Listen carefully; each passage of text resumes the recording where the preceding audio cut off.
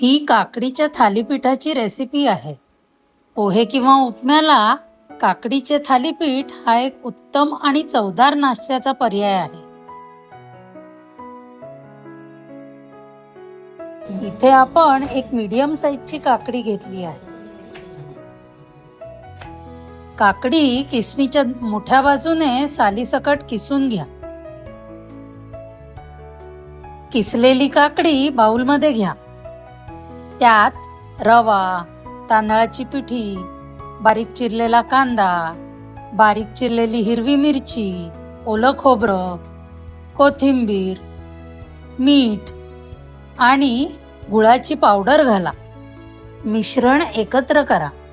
काकडीला पाणी सुटते म्हणून यात पाणी घालावे लागत नाही.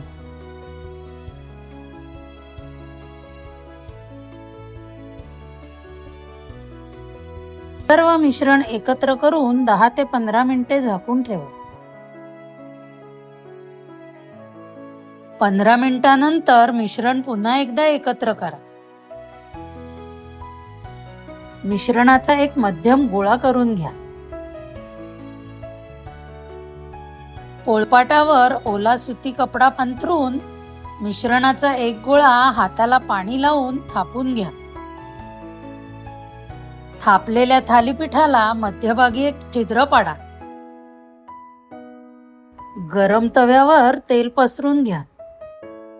कापडाच्या मदतीने थालीपीठ अलगद तव्यावर घाला. हे थालीपीठ लोखंडाच्या तव्यावर केले तर खरपूस होते. सर्व बाजूंनी थोडे तेल टाका. झाकण लावून मंद आचेवर 2 ते 3 मिनिटे भाजून घ्या.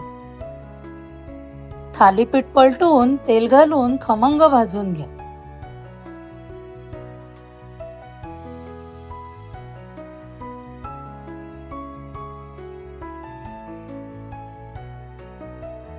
सगळी थालीपीठं खरपूस भाजून घ्या आणि चटणी सोबत सर्व्ह करा.